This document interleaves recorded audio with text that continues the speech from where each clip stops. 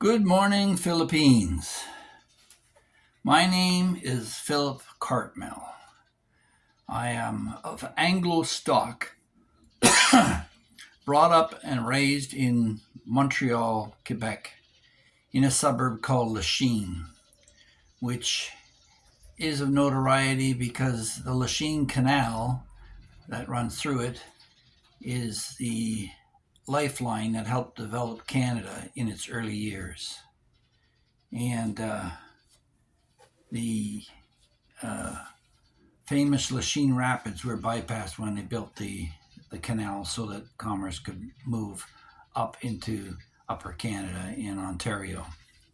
So I grew up in the 1950s in a development that had been built for post World War II veterans in large part. They got preferred mortgages, and homes at that time cost around $5,000. My father would later put an extension on the house in the mid 60s, which would cost $15,000, three times the cost of the actual house for about a third of the size of the remainder. So the development was built in large part on an old golf course and orchard, which meant there was an abundance of apples for apple fights in the summertime when we weren't doing snowball fighting in the winter. Um, Hockey was the thing. We used to go down to Dixie Park and in the winter shovel the snow off the skating rink and play around a hockey or learn to skate uh, on the play rink with our cheese cutters, as we called them, double-edged blades that were strapped to our boots. So there were two basic school systems in the province of Quebec, Protestant and Catholic, but in large part it was English or French.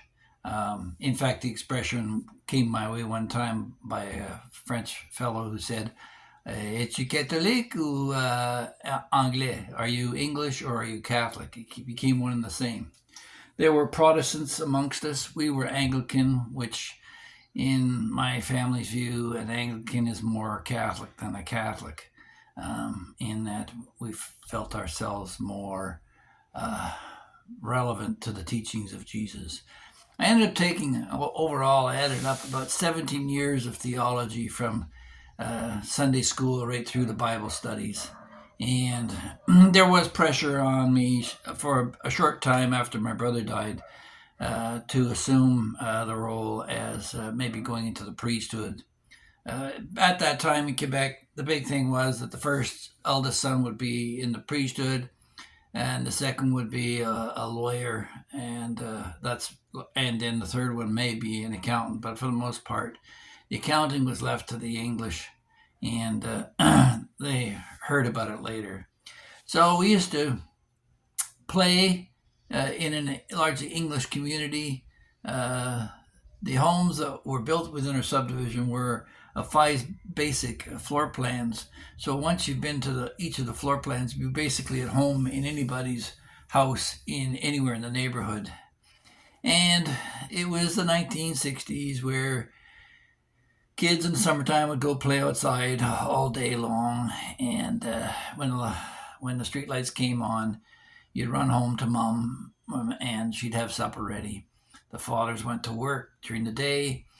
They'd walk to the train station, which would take them into Montreal, down around 45th Avenue, 48th Avenue, I think it was.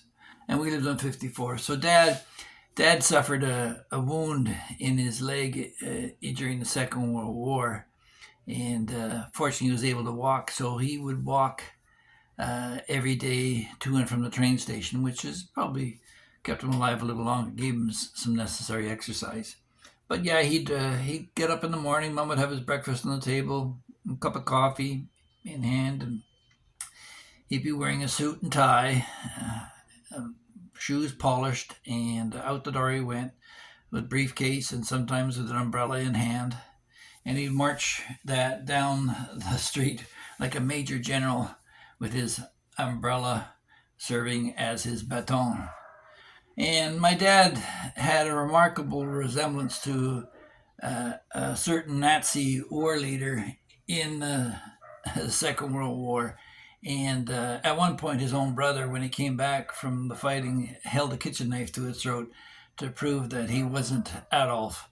So it was quite convincing. And to make matters worse, Dad would grow a little Hitler style mustache, or Charlie Chaplin style mustache, if you prefer, to confuse everybody all the more. And some of the kids in my neighborhood used to call him HH or AH. So, yeah, we got that. We teased a fair bit. Dad being in the military, as was his older brother, he used to train officers and men. So, as a lieutenant in the army, and his brother was a major, and he ended up working for 47 years for the Sun Life Company in various aspects, and that was a place for summer jobs. But for me, it was school time, and so at school, I went to kindergarten. I remember uh, Mrs. Street was my grade two teacher. I think it was Mrs. Drysdale. That was my kindergarten teacher. But the first guy I remember was Bill Amos. When I walked in, he was playing with a fire truck in the toys, and I was determined to get a hold of that fire truck and play with it myself. But school was a kind of a bumpy ride for me because uh, I was interested in some sports, but I didn't have a father who would participate in them. I'd go down to the park and try out for baseball or football or hockey, and Dad never went. I think it was because his war injury. Maybe he was a little bit bitter that he couldn't participate as much as he should. Sometimes he tossed the ball around the backyard with me or my brothers and sisters, but for the most part, he was not a very athletic man and wasn't so inclined. Although he skied when he was younger before the war. So he came back from war and went back to the same job, and I think it affected his sense of self because he never switched around from company to company. He stayed loyal to Sun Life from the very beginning to the very end, and that imparted on my own career later on because I did bounce around to different areas of the workforce. And my mother would shake her head and say to me, "Philip, when are you going to jail?" But in grade six, my brother, my older brother, he passed away, and that impacted me for the rest of my life. It does something like that when you watch somebody suffer brain cancer for almost 2 years, and then to have him lose his battle and watch his struggle falling over and the embarrassment and humiliation he felt by losing his abilities one by one. In the end, when John died, they actually took out his brain in the autopsy and weighed it. And it was over 5 pounds. It was. They said he had the brain of an adult. He was very smart in school, straight A's, and everybody liked him. He could have been a leader, um, certainly a better one than I'll ever be. But so growing up in Meadowbrook, uh, I guess I was probably the class clown. I looked for a joke in anything, and yeah, I remember one time at recess, we went outside in the winter, probably sometime at this time of year where the snow was starting to melt. And for some reason, I went along with a group that decided they wanted me to stick my boot in a hole, and they shoved and packed snow around my boot. And then the recess bell rang, and we were all supposed to line up to go back inside. And I went to go, and I didn't go anywhere. My boot was stuck in the ice. And the principal, when he saw me there, he asked for a bunch of others to go get back there and dig me out. And there was occasions when I misbehave, and at grade six, when my brother passed away, I just packed it and I gave it up. I figured my brother would be dead, I would be dead too in a short amount of time. And I covered that all in another video. He was my best friend, but I spent a lot of time in front of the principal's office guarding the fish tank that he had there.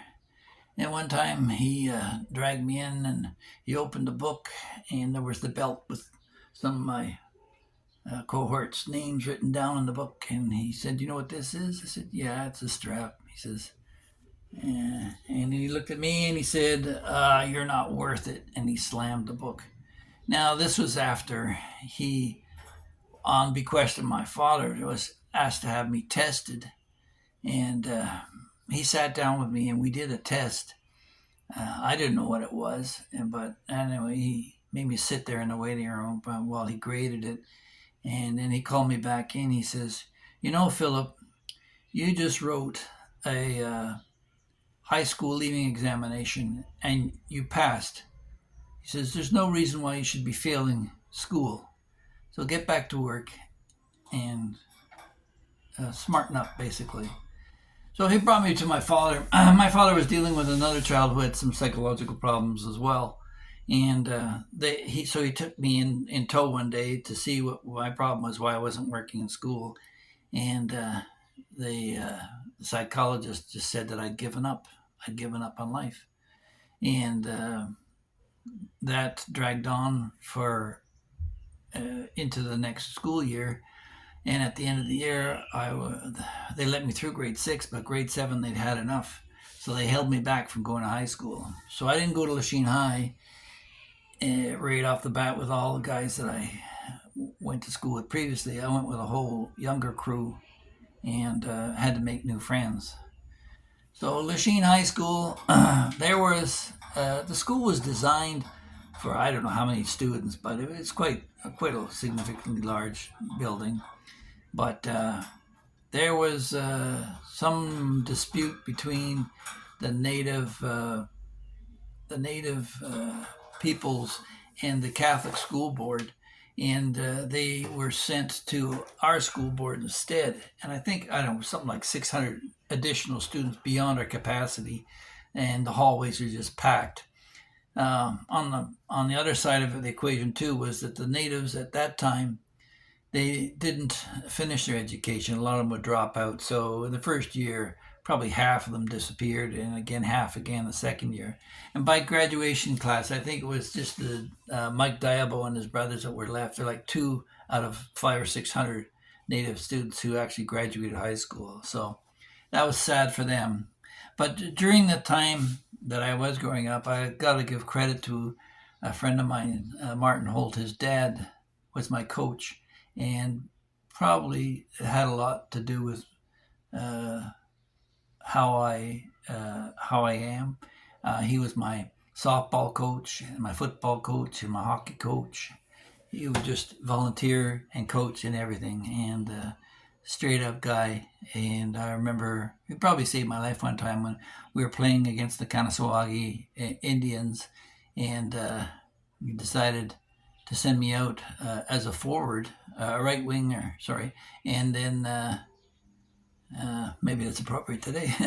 Anyway, or no, sorry, I was on defense, but I came ahead. Oh, I forgot what position it is now. But anyway, I was on the rink, and it was one of their forwards that I took out. I may have been a forward as well. I can't recall. It's a long time ago, over 60 years. So I I shoved my blade of my stick between his blade and his boot and tripped him, and he went down and he broke his nose, and there's blood on the ice, and so he started to stand up. But before he stood up, the whole bench cleared, and I had the whole tribe's representatives in hockey on top of me pounding away. Fortunately, I had enough padding, and I guarded my head that I didn't get beaten up too severely, but they had to, the refs and the coaches had to peel them off one by one, and they were just rip roaring mad. And my coach said, "Phil, you better go home. Be safer for you." So he sent me home. And when my mother heard the story, she told me, "You better hang up your skates. That's it for hockey for you." So that was growing up in Lachine. We had both the CNR and CPR railways flying off at the end of the street, and Dorval Airport wasn't far away, so we'd hear the airplanes flying over, and we'd have the trains going back and forth, both passenger and cargo. And then on the other end of the street, way down, was the St. Lawrence Seaway and the ships with their blowhorns in the fog, trying to navigate their way through the canals in the lake. So they would come up and down. So it was quite a noisy place, and a lot of running around with us kids. Summertime we had projects. I remember some of the guys I used to play with. We'd kick a football on the street back and forth. The game was called Kicks, and you had to surpass a lamppost to a point where the guy couldn't kick it back past it. So that would go on for some time. And old lady Ennis up the street, she came out one time and grabbed her football and ran inside with it, and because she was afraid we'd break her windows or something. And she didn't win any favors. There's always one in the neighborhood. But oh yeah, old lady Ennis would be the Karen, I guess, today.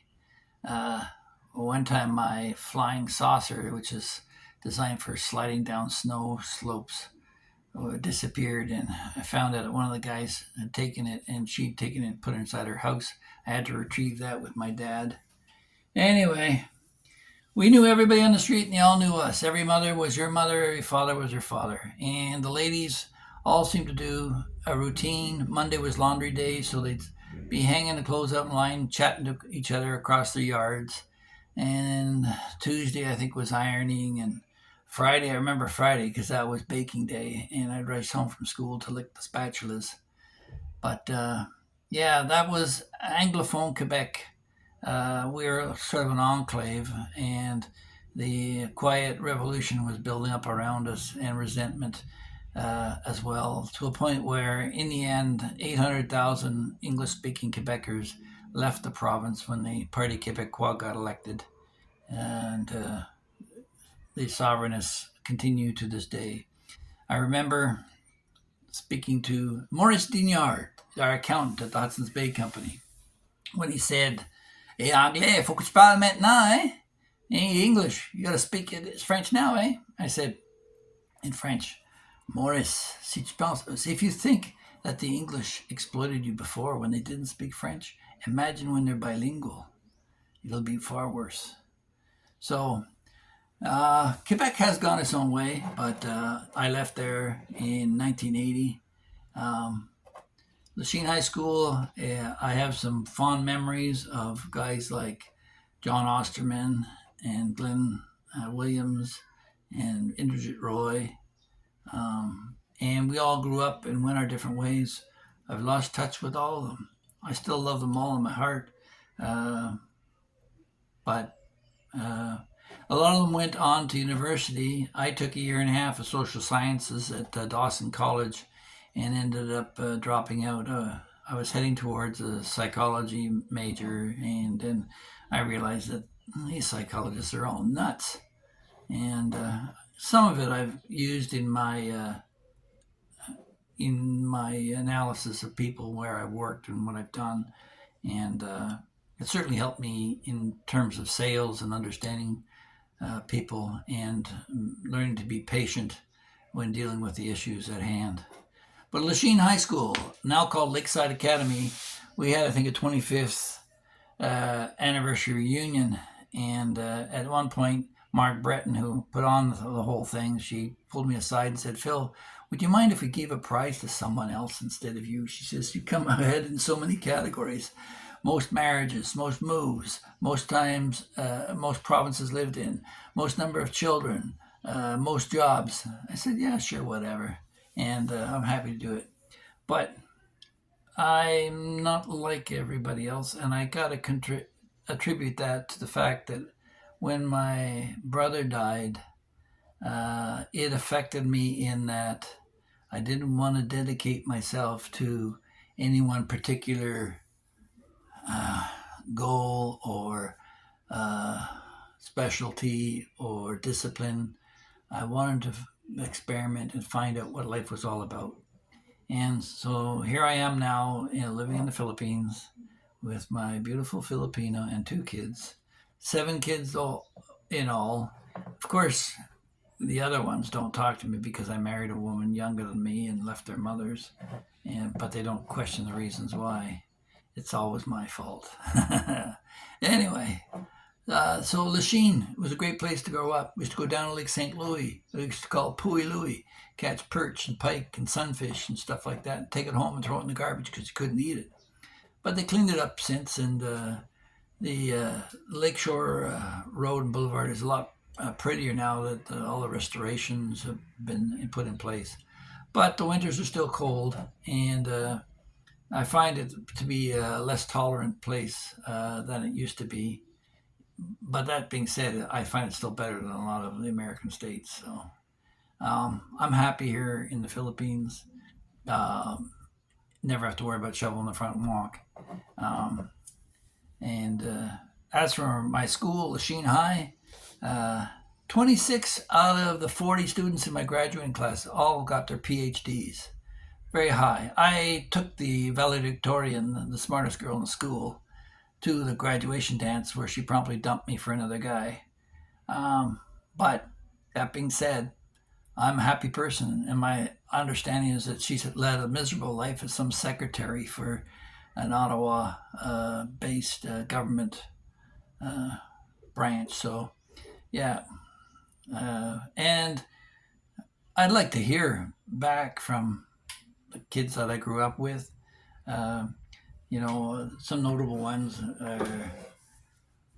in our neighborhood. I have talked to some of them, but we've all gone our own way, and um, it was a great place to grow up. And that's probably one of the reasons why I'm here in the Philippines now. I'm trying to establish that same quality of life for my kids here, these last two. I tried with the other ones, but sometimes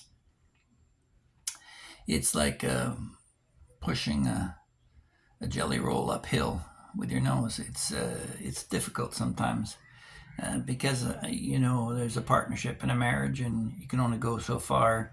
If your partner's on a different wavelength, and being of two different cultures, that's exactly where we are. But that makes it a challenge. It makes it interesting. Um, Certainly, the two marriages that I had in Canada did nothing to contribute in my life, and yeah, I could have probably gotten a long further without either of them. But uh, there would be 5 kids out there that would be with someone else. So I hope you enjoyed this video.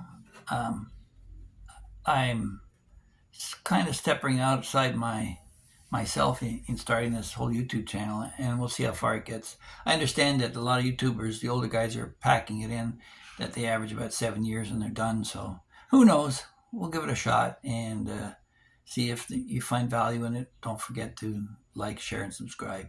Thanks for your time, and you have a great day. Bye-bye.